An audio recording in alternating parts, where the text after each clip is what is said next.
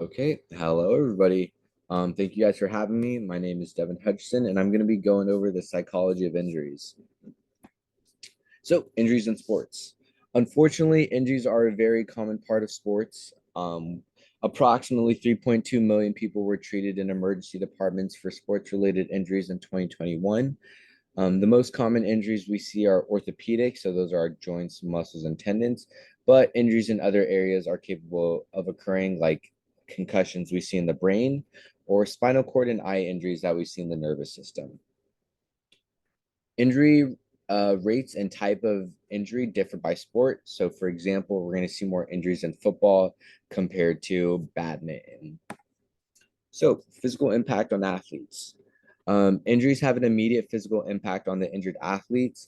Most of these injuries are minor, and athletes will be able to return to action with rest and treatment. For the smaller injuries, some athletes play through these, but as we increase in severity, there are injuries that can be considered season or career ending. And the most catastrophic injuries can lead to lasting disability or possible death.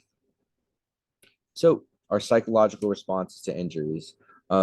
Injury is just as much of a psychological event as it is a physical event. So, some of our psychological reactions include our fear of failure and re-injury, frustration, depression, our reevaluation of goals, self-image, and expectations, and use of support, engagement, and rehab. So, I kind of like to compare it and put this in a cycle. So when an athlete gets injured, we see these feelings of frustration and depression. And as we start rehab, we see the reevaluation of goals, self image, and expectations. And we kind of hit this block. That block is our fear of failure and re injury. But by using support and engagement in rehab, we're ultimately able to get over this block and get back on the field. So to continue off of the last slide, nature of psychological response depends on several factors, including time and season or playing career, influence of coaches, accessibility to rehab and treatment. Those are going to be our situational factors. And our personal factors are going to be the severity of injury, complications of rehab, social support, and personality. So for this example, we're going to have two athletes who got injured. Our first athlete is a 21-year-old who is 2 months away from being drafted and earning $30 million. That 21-year-old tears their ACL. There's also our second athlete is a 38-year-old established veteran who has accomplished everything they've wanted to accomplish in their sport and also tears their ACL. Our younger athlete who is budging to break into the professional sports industry is going to handle the mental side of the injury a lot harder than our established veteran that has nothing left to prove. So our young athlete knows that they may have just lost millions of dollars and they may have lost their ability to play sports at the next level.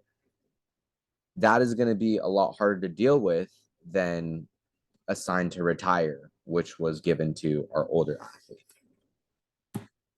So, can psychological factors cause injuries? Most sports injuries are random events caused by random factors.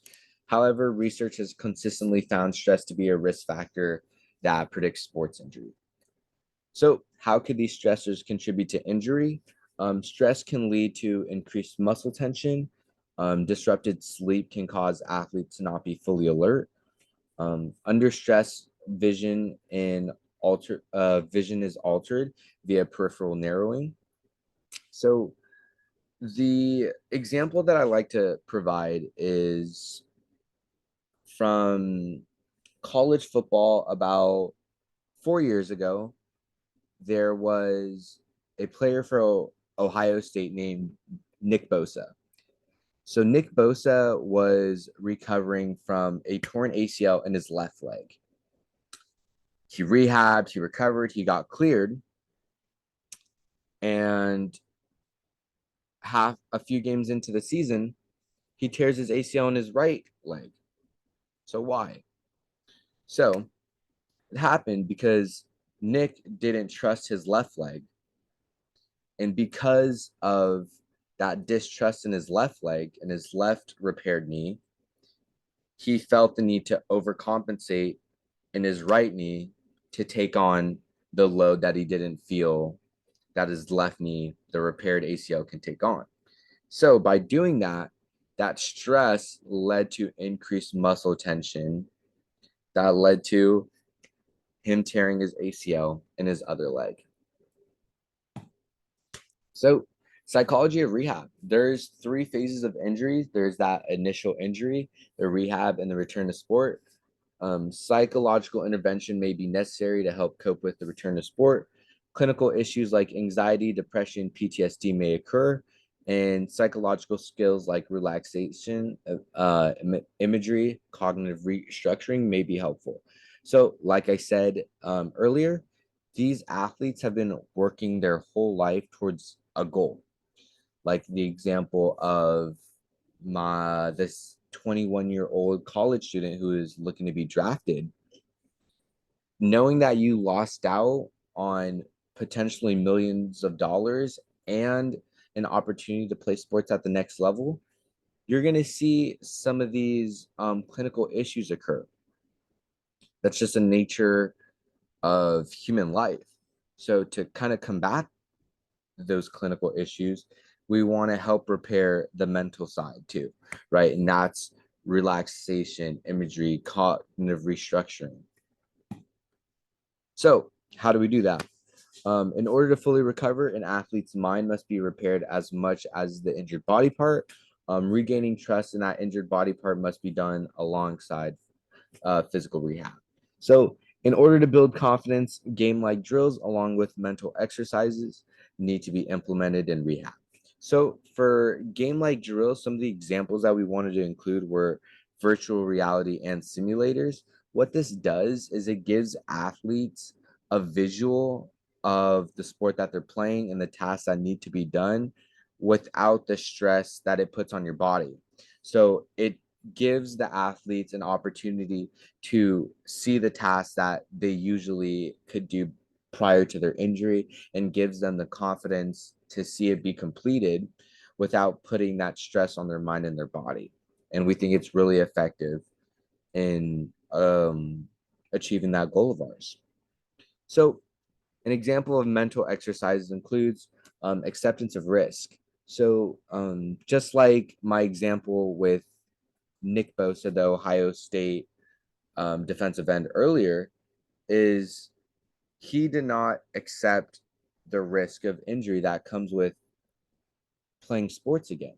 Unfortunately, sports are going to be, unfortunately, injuries are going to be a big part of sports, and accepting that the injured limb is repaired and okay is a huge block to get over.